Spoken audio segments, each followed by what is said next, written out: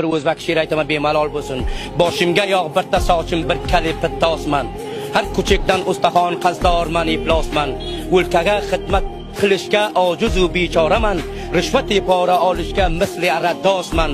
Fitnalidan ushbikunay do'stlar taqron boshim meni chavki munosib olishga odamiy asosman.